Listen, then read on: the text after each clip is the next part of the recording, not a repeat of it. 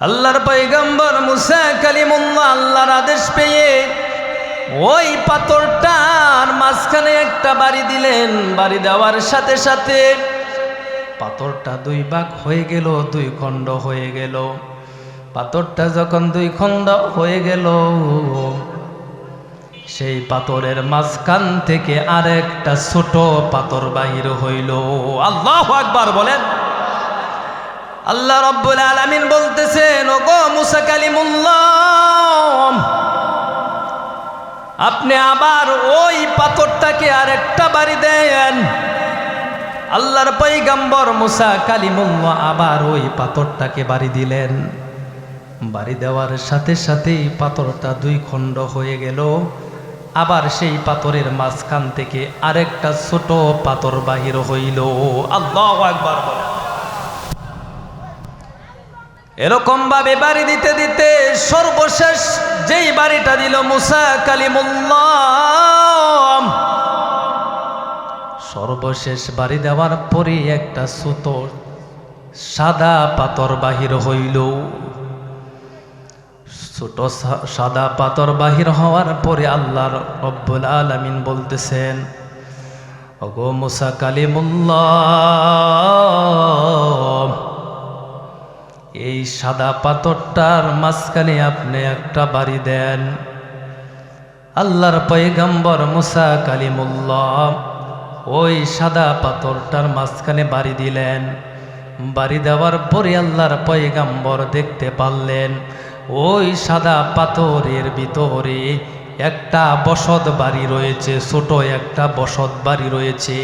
ওই বসত বাড়ির মালিক হলো একটা পিঁপড়া, একটা কীট। সুবহানাল্লাহ বলেন।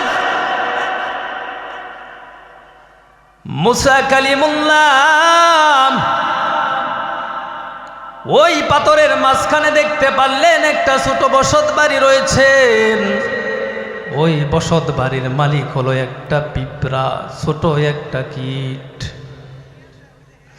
আল্লাহর পয়গম্বর মুসা কালিমুল্লাহ শুনতে পারলেন ওই পিঁপড়াটা ওই পাথরের ভিতরে বসিয়া বসিয়া মালিকের জিকির করতেছে। আল্লাহু আকবার। আল্লাহর পয়গম্বর মুসা কালিমুল্লাহ দেখতে পারলেন, শুনতে পারলেন ওই পাথরের মাঝখানে একটা ছোট পিঁপড়া, একটা কীট আল্লাহর নামের জিকির করতেছে। আল্লাহ রব্বুল আলামিন বলেন, ওগো পয়গম্বর মুসা কালিমুল্লাহ, শুধু শুনলেই হবে না, দূর থেকে শুনলেই হবে না, আপনার কানটা ওই পিঁপড়ার কাছে নিয়ে শুনেন ওই পিঁপড়া কি বলে। সুবহানাল্লাহ। আল্লাহর পয়গম্বর মুসা কালিমুল্লাহ তার কানটা ওই পিঁপড়ার কাছে যখন নিলেন, কানটা যখন লাগাইলেন, কাছে যখন নিলেন, নেওয়ার পরে মুসা কালিমুল্লাহ শুনতে পারেন ওই পিঁপড়াটা বলে, কীটটা বলে, সুবহানা মান সামিয়া কালামি ওয়া সুবহানা মান রাআনি ওয়া সুবহানা মান রাযাকানি। আল্লাহু আকবার বলেন। মুসা কালিমুল্লাহ শুনতে পারলেন ওই কীট বলতেছেন, সুবহানা মান সামিয়া কালামি ওয়া সুবহানা মান রাআনি ওয়া সুবহানা মান রাযাকানি। মুসা আলাইহিস সালাতু ওয়াস সালাম শুনতে পারলেন ওই পিঁপড়া, ওই কীট বলতেছে, আমার মহান সত্তা, আমার মালিক যেই আল্লাহ, পাথরের ভিতরে পাথর, তার ভিতরে পাথর, তার ভিতরে পাথর, তার ভিতরে হলাম আমি পিঁপড়া। এখানে আমার মহান আল্লাহ আমাকে দেখেন। সুবহানাল্লাহ। শুধু দেখেন তাই নয়, এখান থেকে যদি আমি আমার মালিকের কাছে কিছু চাই, কিছু বলি, সেই চাওয়ার কথাটাও আমার আল্লাহ শুনেন। সুবহানাল্লাহ। শুধু শুনেই শেষ নয়, আমার মাওলা আমাকে এখানে খাবার দেন। সুবহানাল্লাহ। আমার মাওলা আমাকে এখানে রিজিক দান করেন, আর আমি এখানে বসে বসে নিরাপদে খাই। সুবহানাল্লাহ। মুসা আলাইহিস সালাতু ওয়াস সালাম সঙ্গে সঙ্গে সিজদায় অবনত হয়ে গেলেন এবং আল্লাহর কাছে ক্ষমা চাইতেছেন, মাপ চাইতেছেন। আল্লাহ, পাথরের ভিতরে পাথর, তার ভিতরে পাথর, তার ভিতরে পাথর, তার ভিতরে একটা কীট, একটা পিঁপড়া, তার ভিতরে যদি তুমি খাওয়াইতে পারো, আর আমি আসছি তোমার মহব্বতে, ভালোবাসায় তোমার সাথে কথা বলার জন্য। আল্লাহ বুঝাইতেছেন, ওগো মুসা কালিমুল্লাহ, পাথরের ভিতরে পাথর, তার ভিতরে পাথর, তার ভিতরে পাথর, তার ভিতরে হলো একটা পিঁপড়া, একটা কীট। আমি আল্লাহ যদি ওই পাথরের ভিতরে ওই কীটকে রিজিক দিতে পারি, খাওয়াইতে পারি, ওগো মুসা কালিমুল্লাহ, তুমি আমার মহব্বতে আমার সাথে কথা বলার জন্য আসতেছো, তুমি আমার কালিম হইয়া কেমনে তুমি এই চিন্তা করলাম তোমার বিবি বাচ্চাকে আমি কি না খাওয়াইয়া রাখবো? আল্লাহু আকবার বলেন। ইমানদার বান্দাকে এবং নেক আমল করনেওয়ালা বান্দাকে আল্লাহ কি পরিমাণ মহব্বত করেন, কি পরিমাণে ভালোবাসেন, সে ব্যাপারে আল্লাহ রব্বুল আলামিন পাক কালামের মধ্যে বলেন, والذين آمنوا وعملوا الصالحات أولئك أصحاب الجنة هم فيها خالدون الله أكبر আল্লাহ রব্বুল আলামিন বলতেছেন, যারা ঈমানদার, যারা ঈমান এনেছে, ঈমান আনার পরে নেক আমল করেছে, আমলে সলিহা করেছে, উলাইকা আসহাবুল জান্নাহ, আল্লাহ বলেন তারাই হলো জান্নাতের মেহমান। সুবহানাল্লাহ। হুম ফিহা খালিদুন, আল্লাহ বলতেছেন ওই জান্নাতে তারা সদা সর্বদাই থাকবে, একবার ঢুকবে আর বাহির হওয়া লাগবে না। সুবহানাল্লাহ। আল্লাহ চিন্তা করেন, আল্লাহ রব্বুল আলামিন ইমানদার বান্দাকে, নেক কাজ করনে ওয়ালা বান্দাকে কি পরিমাণে ভালোবাসেন, কি পরিমাণে মহব্বত করেন। মহব্বত করেন বিদায়, ভালোবাসেন বিদায়, আল্লাহ সেই মহাব্বতের কথাগুলো পাক কালামের মধ্যে প্রকাশ করলেন। কথা ঠিক কিনা বলেন? যারা ঈমান এনেছে, আমলে সলিহা করেছে, আল্লাহ বলতেছেন তারাই হলো জান্নাতের অধিবাসী। সুবহানাল্লাহ। হুম ফিহা খালিদুন, তারাই সেই জান্নাতে সদা সর্বদাই বসবাস করবে।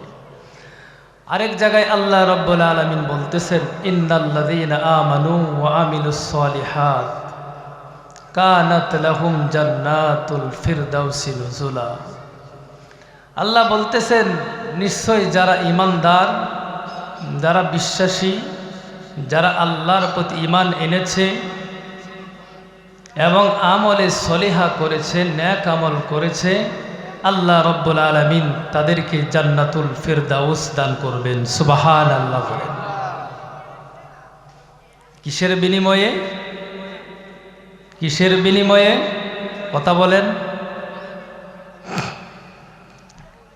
কিসের বিনিময়ে আল্লাহ জান্নাতুল ফিরদাউস দান করবেন? ঈমান, এক নাম্বার ঈমান এবং আমলে সলিহা, নেক আমলের বিনিময়ে আল্লাহ জান্নাতুল ফিরদাউস দান করবেন। সুবহানাল্লাহ। এই আয়াতগুলোর দ্বারা বোঝা যায় যে আল্লাহ রব্বুল আলামিন তার বান্দাদেরকে, ইমানদার বান্দাদেরকে কি পরিমাণে ভালোবাসেন। একটু হালকা, যে ইমানদার বান্দাদেরকে আল্লাহ কি পরিমাণে ভালোবাসেন, মহাব্বত করেন, এই সব আয়াতের দিকে আমরা যদি লক্ষ্য করি তাহলে আমরা দেখতে পারি, বুঝতে পারি। কথা ঠিক কিনা বলেন? আল্লাহ রব্বুল আলামিন আমাদেরকে ভালোবাসেন, মহাব্বত করেন ইমানদার বান্দাকে। সেই ভালোবাসার ধরনটা কেমন, মহাব্বতের ধরনটা কেমন, কম না বেশি, তা আমাদের জানা দরকার। কথা ঠিক কিনা বলেন? আল্লাহ রব্বুল আলামিনের দুনিয়ায় আসমান থেকে জমিন পর্যন্ত যত মাখলুক আছে, সব মাখলুককে আল্লাহ মহাব্বত করেন, ভালোবাসেন। একটা মাখলুককেও আল্লাহ কোনো সময় না খাওয়াইয়া রাখেন নাই। সুবহানাল্লাহ বলে। এত পরিমাণে আল্লাহ ভালোবাসেন তার সৃষ্টিজীবকে। তার প্রমাণ হযরতে মূসা আলাইহিস সালাতু ওয়াস সালাম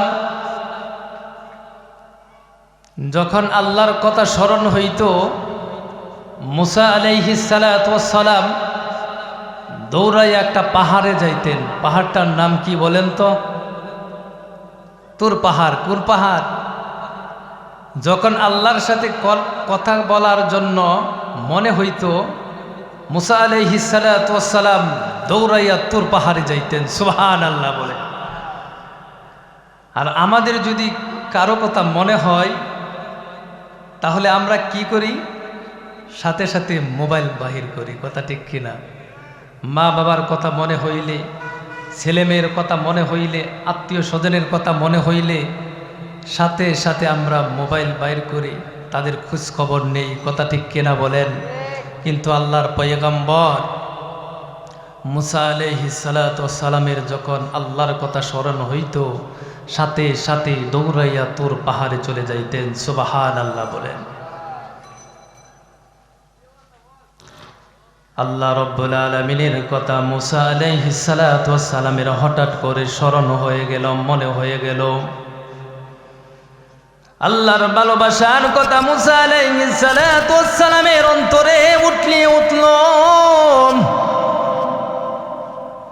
আল্লাহর পয়গম্বর মূসা আলাইহিস সালাতু ওয়াস সালাম তুর পাহাড়ের দিকে দৌড়ানো শুরু করে দিলেন। দৌড়াইতে দৌড়াইতে তুর পাহাড়ের কাছে চলে গেলেন। তুর পাহাড়ের কাছে যখন চলে গেলেন,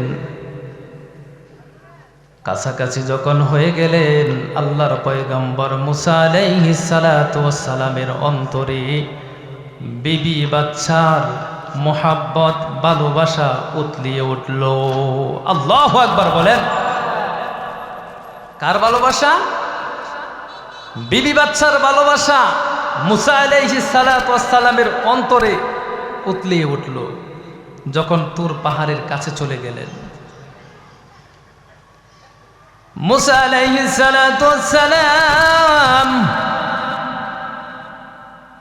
মনে মনে চিন্তা করতেছে আর বলতেছে, আল্লাহর সাথে কথা বলার জন্য চলে আসলাম তো নিজের ইচ্ছায়, যাইতে হবে তো মালিকের ইচ্ছায়। কার ইচ্ছায়? যাইতে হবে আল্লাহর ইচ্ছায়।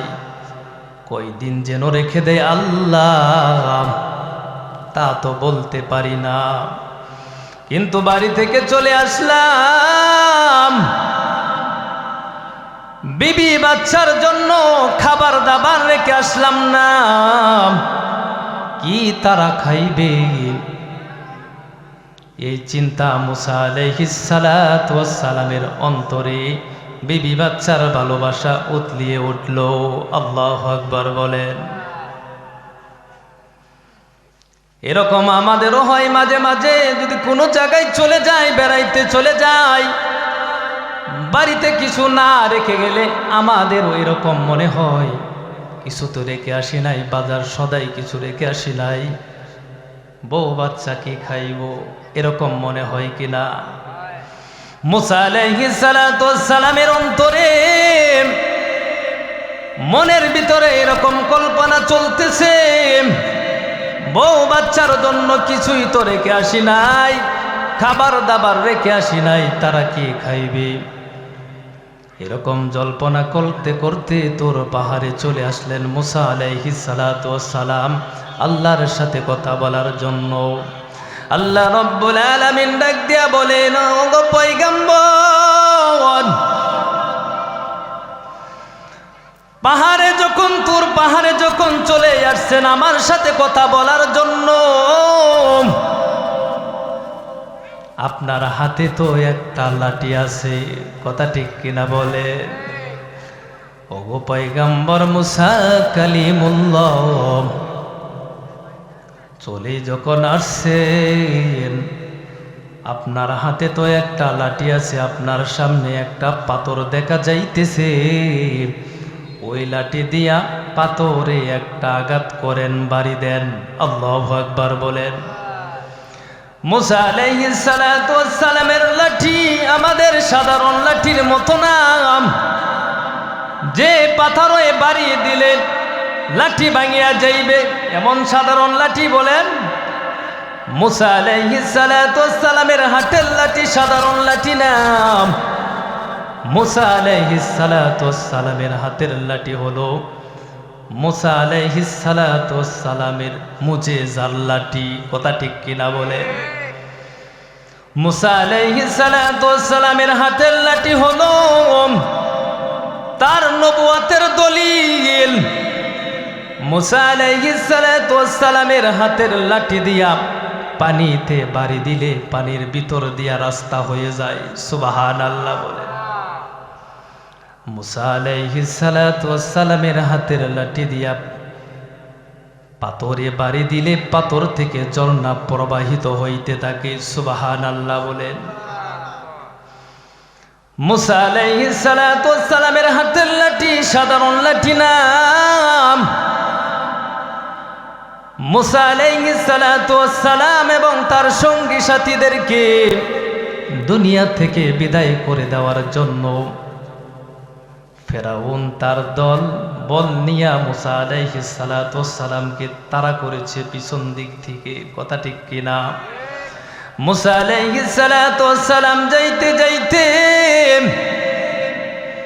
নীল নদীর কিনারায় চলে গেলেন, সামনে আর কোন রাস্তা নাই, পিছন দিকে ফেরাউনের বাহিনী আসতেছে, মুসা আলাইহিস সালাতু ওয়াস সালাম এবং তার সঙ্গী সাথীদেরকে দুনিয়া থেকে বিদায় করে দিবে, নাউজুবিল্লাহ বলেন। সামনে কোনো রাস্তা নাই। আল্লাহ রব্বুল আলামিন বলেন, ওগো পয়গম্বর মুসা কালিমুল্লাহ, আপনার হাতের লাঠি দিয়া নীল নদীর পানির উপরে আপনি একটা আঘাত করেন, বাড়ি দেন, আমি আল্লাহ কুদরতি ভাবে রাস্তা করে দিব, সুবহানাল্লাহ, আল্লাহু আকবার বলেন। মুসা আলাইহিস সালাতু ওয়াস সালাম তার হাতের লাঠি দিয়া নীল নদীর পানির উপরে আঘাত করলেন, বাড়ি দিলেন, সাথে সাথে আল্লাহ রব্বুল আলামিন নীল নদীর মাঝখান দিয়ে আল্লাহ কুদরতি ভাবে রাস্তা করে নীল নদী পার করে দিলেন, আল্লাহু আকবার বলেন। মুসা আলাইহিস সালাতু ওয়াস সালামের হাতের লাঠি এটা কিন্তু সাধারণ লাঠি না, কথা ঠিক কিনা? যে পাথরে বাড়ি দিলে লাঠি ভাঙিয়া যাইবে এটা কিন্তু সাধারণ লাঠি না। মুসা আলাইহিস সালাতু ওয়াস সালামের হাতের লাঠি ওই জাদুকরদের সামনে ছেড়ে দিলে, মাটিতে ছেড়ে দিলে হাতের লাঠি সাপ হয়ে যায়, আল্লাহু আকবার বলেন। মুসা আলাইহিস সালাতু ওয়াস সালাম জাদুকরদের মোকাবেলায় হাতের লাঠি সাথে করে নিয়ে গেলেন। জাদুকররা রশি ছেড়ে দিলেন, জমিনে মাটিতে রশি ছেড়ে দিলেন। জাদুকররা যখন রশি ছেড়ে দিলেন, রশি সারতে দেরি হয়, কিন্তু ওই রশিগুলা সাপ হইতে দেরি হয় নাই। মুসা আলাইহিস সালাতু ওয়াস সালাম অবাক হয়ে গেলেন। ওই জাদুকরদের মোকাবেলায় মুসা আলাইহিস সালাতু ওয়াস সালাম সঙ্গে করে হাতের লাঠি কানা নিয়ে আসছে। আল্লাহ রব্বুল আলামিন বলতেছেন, গো মুসা কালিমুল্লাহ,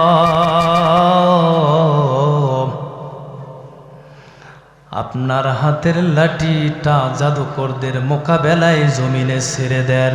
আল্লাহু আকবার বলেন।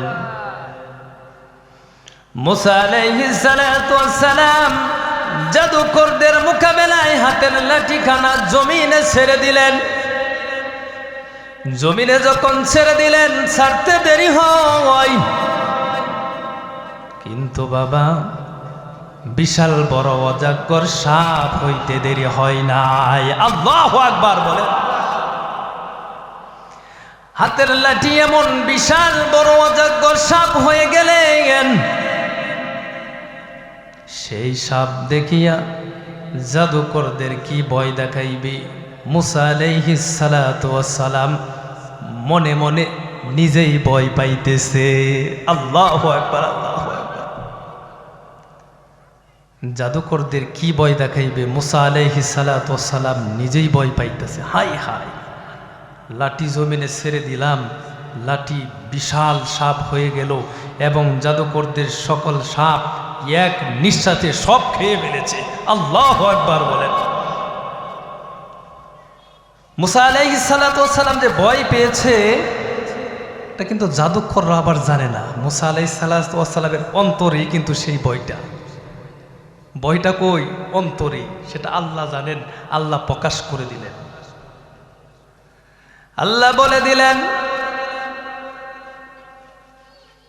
মুসা আলাইহিস সালাতু ওয়াস সালামকে আল্লাহ বলে দিলেন, ও পয়গম্বর,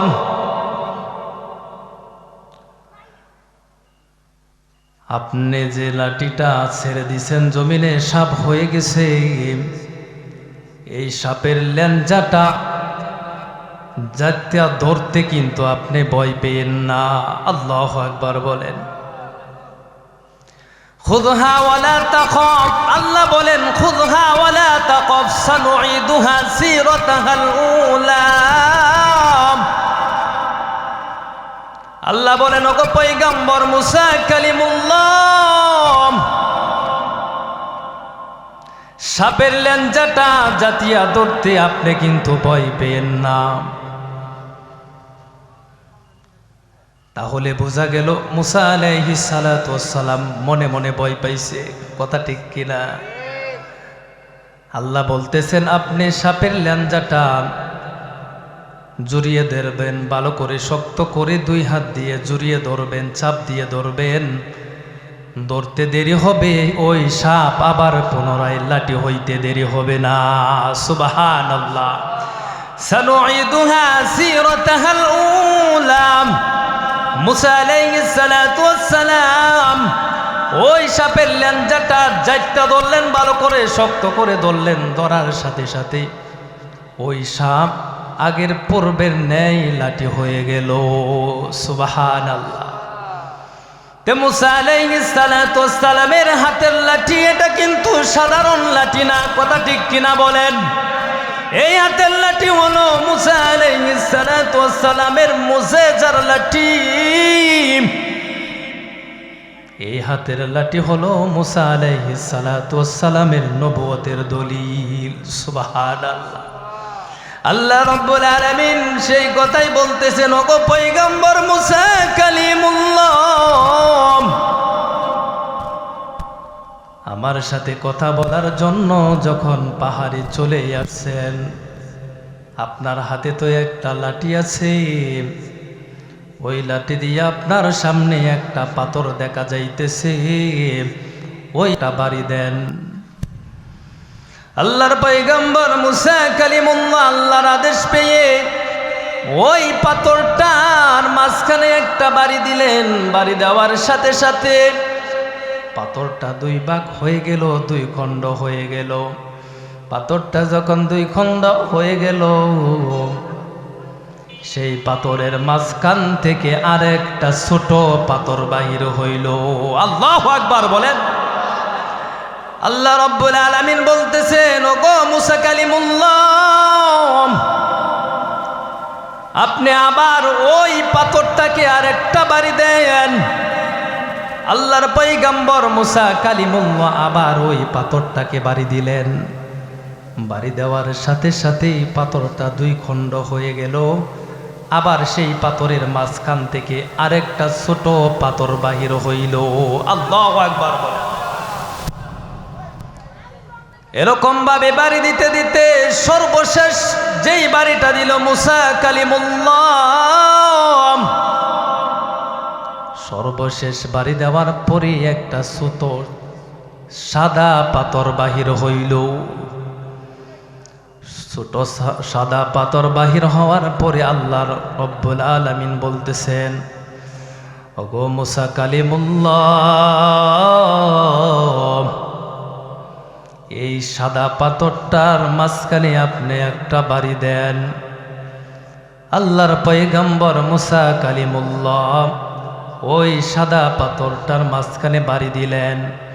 বাড়ি দেওয়ার পরে আল্লাহর পয়গম্বর দেখতে পারলেন ওই সাদা পাথরের ভিতরে একটা বসত বাড়ি রয়েছে, ছোট একটা বসত বাড়ি রয়েছে। ওই বসত বাড়ির মালিক হলো একটা পিঁপড়া, একটা কীট। সুবহানাল্লাহ বলেন। মুসা কালিমুল্লাহ ওই পাথরের মাঝখানে দেখতে পারলেন একটা ছোট বসত বাড়ি রয়েছে।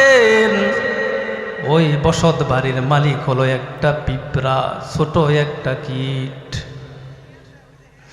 আল্লাহর পয়গম্বর মুসা কালিমুল্লাহ শুনতে পারলেন ওই পিঁপড়াটা ওই পাথরের ভিতরে বসিয়া বসিয়া মালিকের জিকির করতেছে।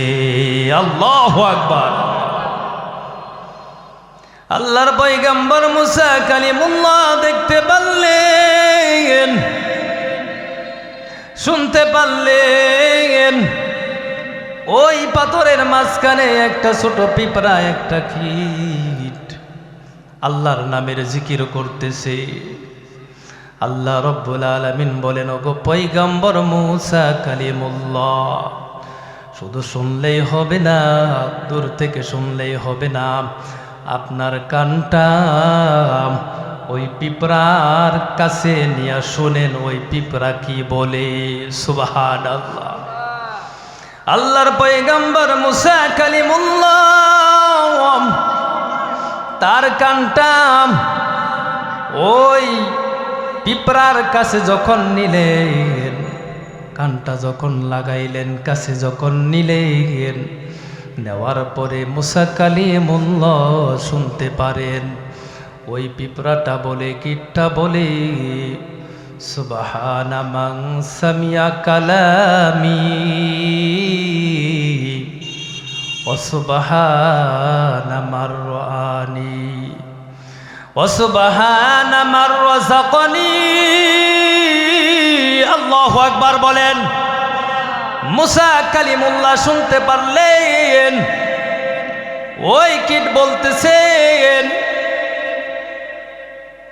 সুবহানা মান সামিয়া কালামি ওয়া সুবহানা মান রাআনি ওয়া সুবহানা মান রাযাকানি।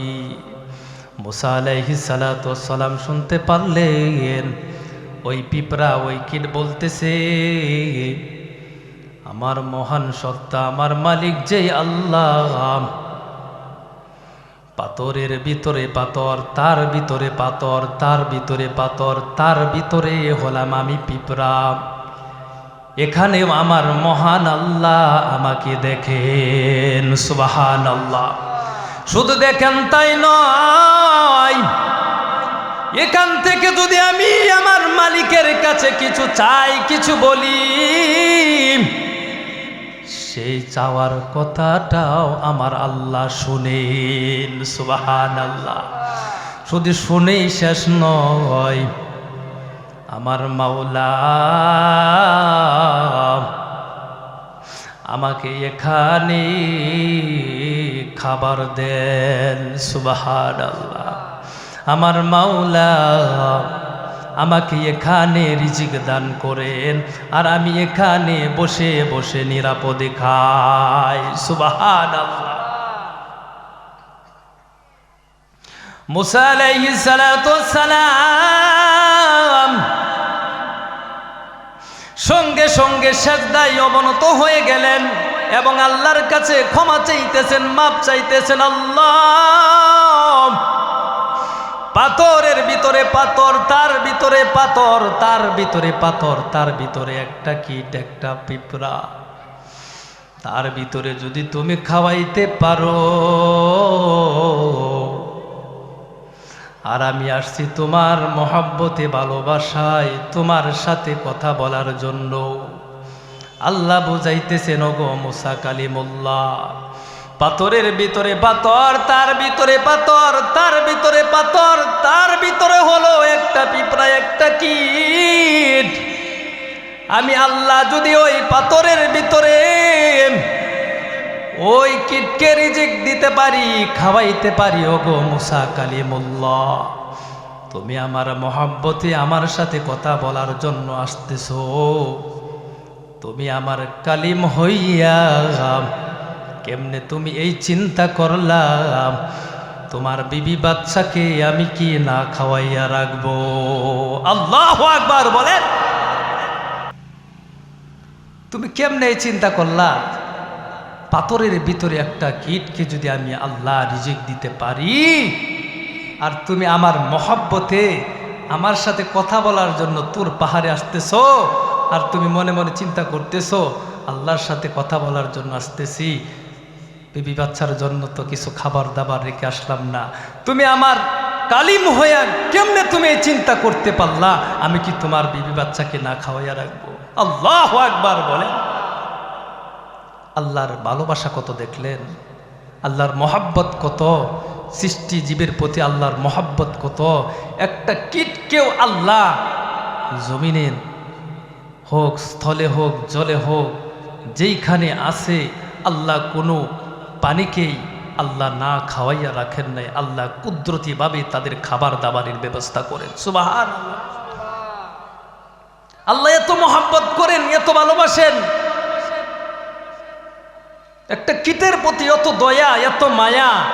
পাথরের ভিতরে পাথর, তার ভিতরে পাথর, তার ভিতরে পাথর, সেই পাথরের আবরণ ভেদ করে আল্লাহ রব্বুল আলামিন ওই কীটটাকে রিজিক দান করেন। সেই কীট সেখানে বসে বসে খায়, আরামে খায়, নিরাপদে খায়, আর আল্লাহর জিকিরও করেন। সুবহানাল্লাহ। আল্লাহর ভালোবাসা। আমরা হলাম আশরাফুল মাখলুকাত, সৃষ্টির সেরা জীব আমরা মানুষ, কথা ঠিক কিনা বলেন? আমাদের প্রতি আল্লাহর ভালোবাসা কত, ইমানদার মুমিনের প্রতি আল্লাহর ভালোবাসা কত, নেককার বান্দাদের প্রতি আল্লাহর ভালোবাসা কেমন। আল্লাহর পয়গম্বরের একজন সাহাবী, ওই সাহাবীর মাথার উপরে একটা পাখি কিচির মিচির করতেছেন। আল্লাহর পয়গম্বর সাহাবীকে ডাক দিয়া বলেন, ওগো সাহাবী, একটা মা পাখি তোমার মাথার উপরে কিচির মিচির করতেছে, তুমি কি ওই মা পাখির ছানা নিয়ে আসছো, বাচ্চা নিয়ে আসছো? ওই সাহাবী ডাক দিয়া বলেন, ওগো আল্লাহর পয়গম্বর, আমি ওই মা পাখির ছানাগুলো বাসা থেকে চুরি করে নিয়ে আসছি। চাদরটা সরাই আল্লাহর পয়গম্বরকে দেখাইলেন। আল্লাহু আকবার বলেন। আল্লাহর পয়গম্বরকে দেখাইলেন, ওগো আল্লাহর রাসূল, আমি পাখির ডাক শুনতে ভালোবাসি, মহব্বত করি। এমন মানুষ অনেক আছে যারা পাখির ডাক শুনতে ভালোবাসে, কথা ঠিক কিনা? এবং পাখি পালে, পাখি লালন পালন করে, পাখির ডাক শোনার জন্য বিভিন্ন জায়গায় চলে যায়। ওই সাহাবী বলতেছেন, ওগো আল্লাহর পয়গম্বর, ওগো আল্লাহর রাসূল, আমি পাখির ডাক শুনতে ভালোবাসি, মহব্বত করি, সেই জন্য ওই মা পাখির ছানাগুলো আমি বাসা থেকে নিয়ে আসছি। আল্লাহর পয়গাম্বর বলতেছেন, ওগো সাহাবী, আল্লাহ রব্বুল আলামিন ওই মা পাখিটার অন্তরে ওই বাচ্চার জন্য আজব ভালোবাসা আল্লাহ দান করেছেন। সুবহানাল্লাহ বলেন। ওই মা পাখির অন্তরে এই বাচ্চার জন্য আজব ভালোবাসা আল্লাহ দান করেছেন। তুমি বাচ্চা নিয়ে আসছো, ওই মা পাখিটার খুব কষ্ট হইতেছে, ওই মা পাখিটাকে কষ্ট দিও না, এই বাচ্চাগুলো মা পাখিকে ফেরত দাও, বাচ্চাগুলো মা পাখিকে ফেরত দাও, তার অনেক কষ্ট হইতেছে, অনেক কষ্ট হইতেছে। এক পর্যায়ে আল্লাহর পয়গাম্বর বলেন, আল্লাহর পয়গাম্বর বলেন, ওগো সাহাবী, এই যে পাখিটা তার ছানার জন্য যেরকম ভালোবাসা রয়েছে, মহব্বত রয়েছে, তার চাইতে কোটি কোটি কোটি গুণ আল্লাহ রব্বুল আলামিনের অন্তরে ইমানদার বান্দার জন্য মহব্বত রয়েছে। আল্লাহু আকবার বলেন। তার চাইতে কোটি কোটি গুণ মহব্বত ইমানদার বান্দার জন্য আল্লাহর অন্তরে রয়েছে। ইমানদার বান্দাকে আল্লাহ এত ভালোবাসেন, এত মহব্বত করেন। এই জন্য আল্লাহর পয়গাম্বর সহিহ হাদিসের মধ্যে আসছে, হাসরের ময়দানে যেই ব্যক্তিরা জীবনে একবার বলেছে ক্বালু লা ইলাহা ইল্লাল্লাহ, বিশ্বাসের সাথে এই কালিমা জীবনে একবার যে বলেছে, যে পড়েছে, আল্লাহ রব্বুল আলামিন ওই ইমানদার বান্দাকে জান্নাত দেওয়ার জন্য আল্লাহ নিজে বাহানা করবেন। সুবহানাল্লাহ বলেন। সহিহ হাদিসের মধ্যে আসছে, আল্লাহর পয়গাম্বর বলেন, আল্লাহ রব্বুল আলামিন হাসরের ময়দানে আল্লাহ রব্বুল আলামিন দুইজন বান্দাকে বলবেন, বান্দারি তোমাদের জীবনের আমল কম, পাপ খুব বেশি, ও বান্দা তোমরা তো জান্নাতে যাইতে পারবা না, তোমাদেরকে জাহান্নামে যাইতে হবে। তোমাদের জীবনে নেক আমল কম, বদ আমল অনেক বেশি। আল্লাহ রব্বুল আলামিন বলবেন, যা রে বান্দা, দুইজন বান্দাকে বলবেন, যা রে বান্দা, তোমরা জাহান্নামে চলে যাও, তোমাদের জন্য জাহান্নাম নির্ধারণ করা হইল।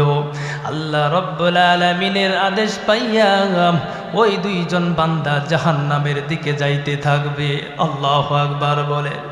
ওই বান্দা দুইজন জাহান্নামের দিকে যাইতে থাকবে, তার ভিতরে একজন বান্দা বারবার পিছনের দিকে আল্লাহর দিকে তাকাইয়া তাকাইয়া দেখবেন, বারবার তাকাইবেন, বারবার আল্লাহর দিকে দেখবেন, তাকাইবেন আর দেখবেন আল্লাহ রব্বুল আলামিন ওই বান্দাকে ডাক দিয়া বলবেন, ওরে বান্দা, তোমাকে জাহান্নামে যাওয়ার জন্য বললাম, তুমি জাহান্নামে যাইবা, তুমি কিসের জন্য বারবার এই দিকে তাকাও, এই দিকে তাকাও? ওই বান্দা বলেন, ওগো আল্লাহ, তোমার দিকে বারবার তাকাই, আলেম ওলামাদের মুখে শুনেছি, আল্লাহ, আলেম ওলামারা বলেছে, আল্লাহ আপনি তো হলেন দয়ার সাগর, আপনি তো হলেন মায়ার সাগর, এই জন্য বারবার আপনার দিকে তাকাই, আপনার দয়ার আশায়, আপনার মায়ার আশায়, আপনার মায়ার জন্য বারবার তাকাই, আপনার কি মায়া লাগে কিনা আমার জন্য। আল্লাহ, ওগো আল্লাহ, আপনার দয়া পাওয়ার জন্য, মায়া পাওয়ার জন্য বারবার আপনার দিকে তাকাই, বারবার পিছনের দিকে তাকাই। আল্লাহ রব্বুল আলামিন বলবেন, ওরে বান্দা, তোর অন্তরে দেখি আমার দয়া এবং মায়ার ঈমান রয়েছে।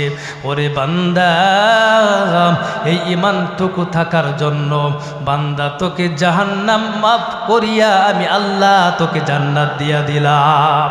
আল্লাহু আকবার বলেন। আল্লাহ বলবেন, বান্দা যাও, আমার দয়া এবং মায়ার ঈমান তোর ভিতরে রয়েছে বান্দা, এই মায়া এবং দয়ার ইমান থাকার কারণে বান্দা তোকে আমি মাফ করে জান্নাত দিয়া দিলাম। আল্লাহ রব্বুল আলামিন লক্ষ্য করে দেখতেছেন, ওই যে আরেক বান্দাকে যাওয়ার জন্য বলছেন, ওই বান্দা শুধু জাহান্নামের দিকে যাইতেই আছে, পিছনের দিকে আর তাকায় না। ওই বান্দা যাইতে যাইতে জাহান্নামের কিনারে চলে গেল, গেটের সামনে চলে গেল। আল্লাহ রব্বুল আলামিন ডাক দিয়া বলেন, ফেরেশতাদেরকে ডাক দিয়া বলেন, ও ফেরেশতারা রে, আমার বান্দারে একটু দাঁড় করাও, আমার বান্দাকে এইদিকে ফিরাও। আল্লাহ রব্বুল আলামিনের কথা শুনিয়া ফেরেশতারা ওই বান্দাকে আল্লাহর দিকে ফিরাইবেন। আল্লাহু আকবার। আল্লাহ রব্বুল আলামিন ডাক দিয়া বলবেন, ওরে বান্দা, তোমাকে জাহান্নামে যাওয়ার জন্য বললাম, তুমি শুধু যাইতেই আসো, পিছনের দিকে তাকাও না, কিসের জন্য রে বান্দা? ওই বান্দা ডাক দিয়া বলেন, আল্লাহ, দুনিয়াতে আপনার হুকুম মানতে পারি নাই। আপনার হুকুম ছিল 5 ওয়াক্ত নামাজ সময় মতো আদায় করা, কিন্তু তা করতে পারি নাই। আপনার হুকুম ছিল রোজা রাখা, তাও করতে পারি নাই। আপনার হুকুম ছিল যাকাত দেওয়া, আপনার হুকুম ছিল ভালো আমল করা। আল্লাহ, আপনার হুকুমগুলো দুনিয়াতে মানতে পারি নাই।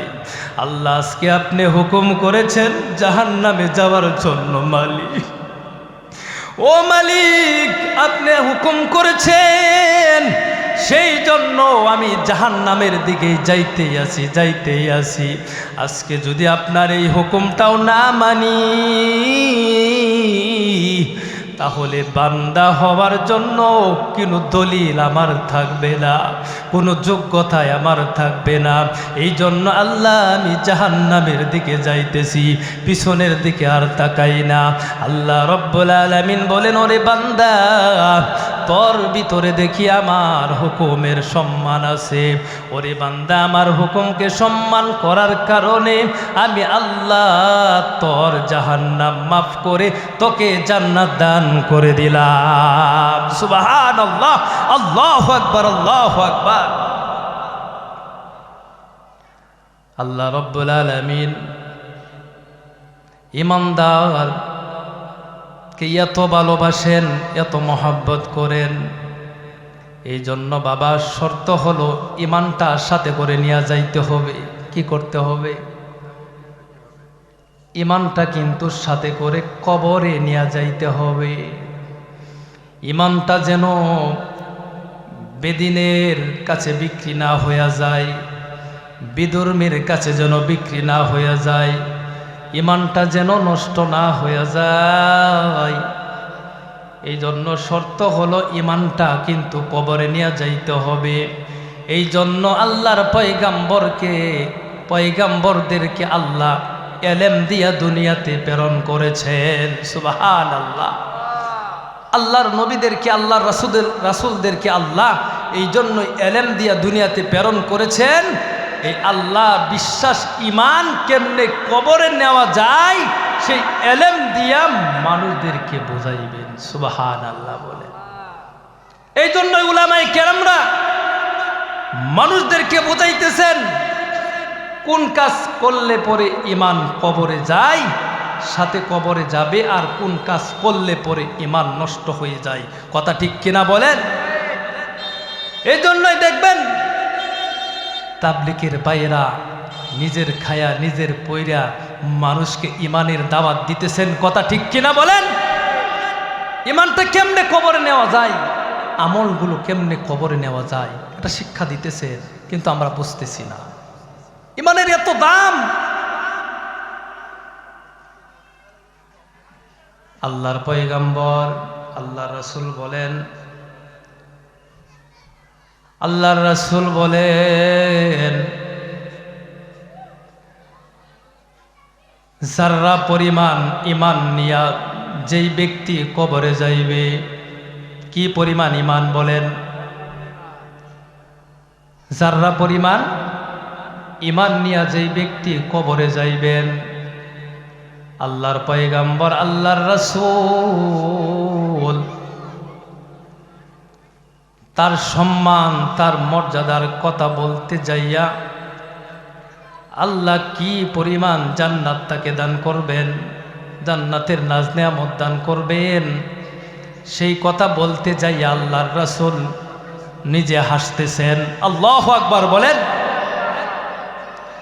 সাহাবায়ে কেরামরা জিজ্ঞাসা করলেন, ওগো আল্লাহর রাসূল, আপনি হাসেন কেন?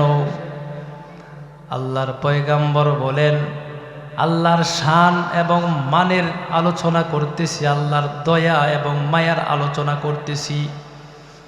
ইমানদার বান্দার প্রতি আল্লাহর দয়া কেমন, মায়া কেমন, সেই আলোচনা করতেছি। যারা পরিমাণ ইমানদার বান্দাকে আল্লাহ কেমন জান্নাত দিবে সেই আলোচনা করতেছি। সেই আলোচনা শুনিয়া আমার আল্লাহ নিজে আসতেছেন, সেই জন্য আমি নবীও হাসতেছি। আল্লাহু আকবার বলেন। এই হাদিস যেই সাহাবী বর্ণনা করলেন, ওই সাহাবী নিজেও হাসছেন। ছাত্ররা জিজ্ঞাসা করেন, কিসের জন্য হাসেন? বলেন, আল্লাহর রাসূল এই হাদিস বলতে যাইয়া হাসছেন, সেই জন্যই হাসি। মুহাদ্দিসেরা যারা এই হাদিস বর্ণনা করেন তারাও কিন্তু হাসেন। আল্লাহর পয়গম্বর বলেন, একজন যারা পরিমাণ ঈমানওয়ালা ব্যক্তিকে আল্লাহ কি নাজ নেয়ামত আল্লাহ দান করবেন, জান্নাত কেমন জান্নাত দান করবেন। আল্লাহর পয়গম্বর বলেন, সহিহ হাদিসের ভিতরে আসছে,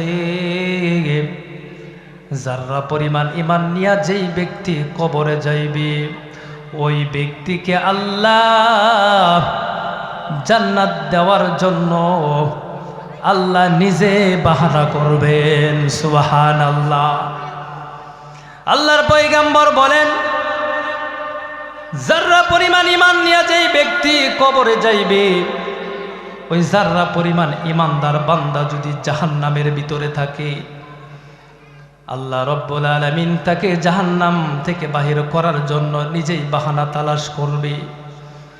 আল্লাহ রব্বুল আলামিন, আল্লাহর পয়গম্বর বলেন, যারা পরিমাণ ঈমানদার এক বান্দা জান্নার মাঝখানে থাকবে, ওই মাঝখানে থাকার পরে আল্লাহ রব্বুল আলামিন ওই যারা আল্লাহ ওই ঈমানটুকু থাকার জন্য নিজে তার সাথে কথা বলবেন। সুবহানাল্লাহ বলেন। আল্লাহ রব্বুল আলামিন বলেন, ও ফেরেশতারা রে, ওই যে জাহান্নামের মাঝখানে আমার একটা ঈমানদার বান্দা দেখা যায়, ও ফেরেশতারা রে, আমার ওই ঈমানদার বান্দাটাকে জাহান্নামের মাঝখান থেকে কিনারায় নিয়ে আসো, আমি আল্লাহ তা সইতে পারি না। আল্লাহু আকবার বলে। ফেরেশতারা ওই ঈমানদার বান্দাকে যারা পরিমাণ ঈমান থাকার কারণে আল্লাহ ওই বান্দার সাথে নিজে কথা বলবেন। ফেরেশতারা জাহান্নামের মাঝখান থেকে জাহান্নামের কিনারায় নিয়ে আসবে। আল্লাহ রব্বুল আলামিন নিজে ওই বান্দার সাথে কথা বলবেন। ওই বান্দাকে বলবেন, ও বান্দা, জাহান্নামের মাঝখানে ছিলা, কিনারায় নিয়ে আসছি, বলো বান্দা তোমার আরো কিছু চাওয়ার আছে কিনা? আল্লাহ রব্বুল আলামিন কথার জবাবে, আল্লাহর কথার জবাবে ওই বান্দা বলবেন, আল্লাহ জাহান্নামের মাঝখান থেকে কিনারায় নিয়ে আসছেন, কিন্তু জাহান্নামের মাঝেই তো রয়ে গেলাম, আগুনের মাঝেই তো রয়ে গেলাম। ওগো আল্লাহ, আপনি তো জানেন আগুনের মধ্যে বড় কষ্ট, এই কষ্ট সহ্য করার মতো না গো আল্লাহ। ওগো মালিক, ওগো আমার আল্লাহ, ওই যে জাহান্নামের বাহিরে একটা কাজ দেখা যাইতেছে, মালিক আপনার ইজ্জতের কসম, আপনার সম্মানের কসম, আপনি এই জাহান্নাম থেকে বাহির করিয়া ওই জাহান্নামের বাহিরের গাছটার নিচে আমাকে বসার মতো একটু সুযোগ দান করেন, আপনার কাছে আর কিছু চাইব না। আল্লাহু আকবার বলেন। ওই বান্দার আবদার মানিয়া আল্লাহ রাব্বুল আলামিনের হুকুমে ফেরেশতারা ওই জাহান্নাম থেকে বাহির করিয়া ওই জাহান্নামের বাহিরে ওই গাছটার নিচে বসার জন্য আল্লাহ জায়গা দিবেন। আল্লাহ রাব্বুল আলামিন আরেকটা গাছ ওই জান্নাতের পাশে দাঁড় করাইয়া দিবেন, সুবহানাল্লাহ। এবং ওই বান্দাকে দেখার জন্য সুযোগ করে দিবেন। আল্লাহ ওই বান্দাকে জান্নাত দেওয়ার জন্য নিজেই রাস্তা খুলে দিতেছেন, সুবহানাল্লাহ বলেন। ওই বান্দাকে আল্লাহ রাব্বুল আলামিন ডাক দিয়া বলবেন, ও বান্দা, জাহান্নামের ভিতরে ছিলি, তার থেকে কিনারায় আনলাম, কিনারা থেকে বাহিরে আনলাম, গাছের নিচে ছায়া দিলাম, বসার জন্য সুযোগ দিলাম। ওরে বান্দা, বলো তো তোমার আরো কিছু মনের মধ্যে বাসনা আছে কিনা, আরো কিছু চাওয়ার আছে কিনা?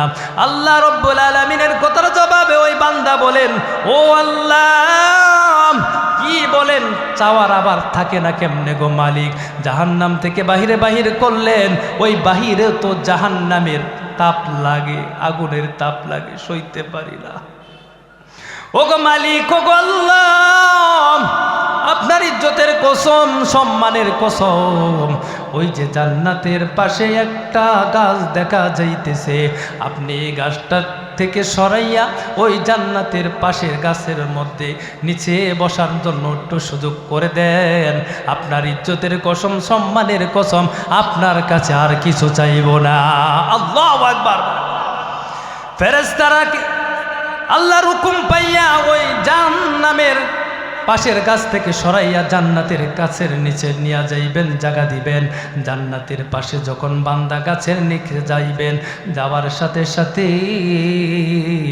ওই জান্নাতের হুরগেল মানগুলো দেখবেন, ওই জান্নাতের নাজ নিয়ামতগুলো দেখবেন, সুবহানাল্লাহ বলেন। বান্দা যখন ওই জান্নাতের নাজ নিয়ামতগুলো দেখবেন, বান্দার মনের মধ্যে ভিতরে ঢোকার জন্য চাইবে কিনা বলেন? তেঁতুল দেখলে জিহ্বায় পানি আসে কিনা নাই? টক দেখলে জিহ্বায় যদি পানি আসে, আর ওই বান্দা জান্নাতের নাজ নিয়ামত দেখবে, হুরগেলমান দেখবে, ওই বান্দার জান্নাতে যাওয়ার জন্য মন চাইবে কিনা? আল্লাহ রাব্বুল আলামিন নিজেই বলবেন, বান্দার সাথে কথা বলবেন, ওরে বান্দা, এই পর্যন্ত কসম খাইয়া খাইয়া এই পর্যন্ত আসলি, ওরে বান্দা বল আরো কিছু চাওয়ার আছে কিনা আমার কাছে? আল্লাহ রাব্বুল আলামিনের কথার জবাবে ওই বান্দা বলবেন, আল্লাহ, ওই যে জান্নাতের ভিতরে হুরগেলমান দেখা যাইতেছে, জান্নাতের নাজ নিয়ামত দেখা যাইতেছে, ওগো আল্লাহ, ওই জান্নাতের ভিতরে আপনি যদি আমাকে বসার জন্য আদাত জায়গা দিতেন, আল্লাহ, আপনার ইজ্জতের কসম, সম্মানের কসম, আর কিছু আপনার কাছে চাইব না। আল্লাহু আকবার। ওই বান্দার আরজি আল্লাহ কবুল করবেন। আল্লাহর পয়গাম্বর বলেন, ওই বান্দা হলেন আল্লাহর রাসূল বলেন, আমার উম্মতের মধ্যে সর্বশেষ জান্নাতি কোন জান্নাতি? সর্বশেষ জান্নাতি, সর্বনিম্ন জান্নাতি, যারা পরিমাণ ঈমান নিয়া দুনিয়া থেকে বিদায় হয়েছে বান্দা, আমার উম্মতের মধ্যে সর্বশেষ জান্নাতি। আল্লাহর রাসূল বলেন, এই জান্নাতিকেও আল্লাহ কেমন জান্নাত দিবেন? এই ঈমানটা থাকার কারণে। আল্লাহর পয়গাম্বর বলেন, ওই জান্নাতিকেও আল্লাহ, কসম খাওয়া জান্নাতিকেও আল্লাহ এই দুনিয়ার 10 দুনিয়ার সমান একটা জান্নাত দিবেন। আল্লাহু আকবার বলেন। এই বান্দাটাকেও এই দুনিয়ার 10 দুনিয়ার সমান আল্লাহ একটি জান্নাত দিবেন। সুবহানাল্লাহ, সুবহানাল্লাহ। এই জন্য আল্লাহ রাব্বুল আলামিন বলেন, ওয়াল্লাযীনা আমানু ওয়া আমিলুস সলিহাতি উলাইকা আসহাবুল জান্নাহ হুম ফিহা খালিদুন। আল্লাহু আকবার।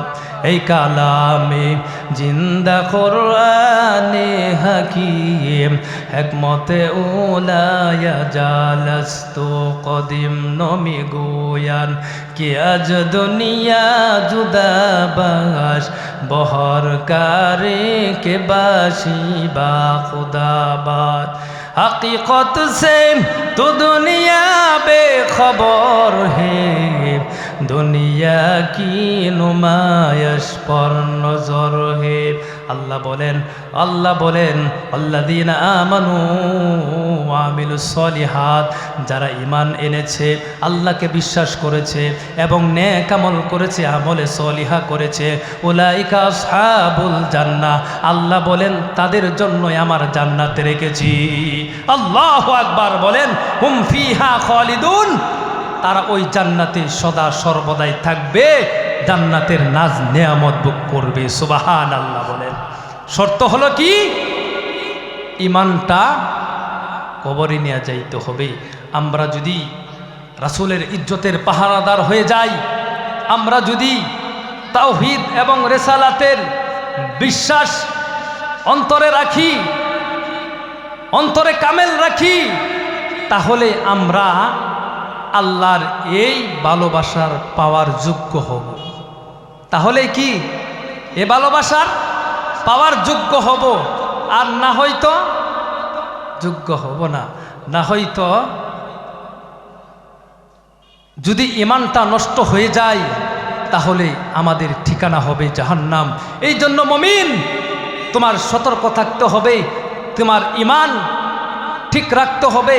তোমার ঈমান তোমাকে কিন্তু যত্নভাবে তোমার ঈমান নিয়ে যতন করে তারপরে কবরে যাইতে হবে। ঈমান আর আমল নিয়ে যদি যাইতে পারি, তাহলে আল্লাহর রাসূল বলেন আমাদেরকে আল্লাহ জান্নাত দিবেন। আল্লাহও সেই ওয়াদা করেছেন, আল্লাযীনা আমানু ওয়া আমিলুস সলিহাত উলাইকা আসহাবুল জান্নাহ। আল্লাহ বলেন যারা ঈমানদার, যারা ঈমান এনেছে, নেক আমল করেছে, তাদের জন্যই আল্লাহ জান্নাত রেখেছেন। আরেক জায়গায় বলেছেন আল্লাহ জান্নাতুল ফিরদাউস দান করবেন, ওই জান্নাতে তারা সদা সর্বদাই বসবাস করবে। এই জন্য আমরা মুসলমান হিসাবে আমাদের দায়িত্ব হলো, আমাদের কাজ হলো আমাদের ঈমানের যত্ন নেওয়া। 1 নাম্বার কাজ, কথা ঠিক কিনা বলেন? আমাদের ঈমান যেন নষ্ট না হয়ে যায়, আমরা যেন শিরকে জর্জরিত না হয়ে যাই, এই জন্য সতর্ক থাকতে হবে। আল্লাহ রব্বুল আলামিন আমাদের সকলকে কথাগুলো মানার এবং আমল করার মতো, ঈমান নিয়ে কবরে যাওয়ার মতো আল্লাহ তৌফিক দান করুক। সকলেই বলেন আমিন। ওয়া আখির দাওয়ানা আলহামদুলিল্লাহি রাব্বিল আলামিন। আসসালামু আলাইকুম ওয়া রাহমাতুল্লাহি ওয়া বারাকাতুহু।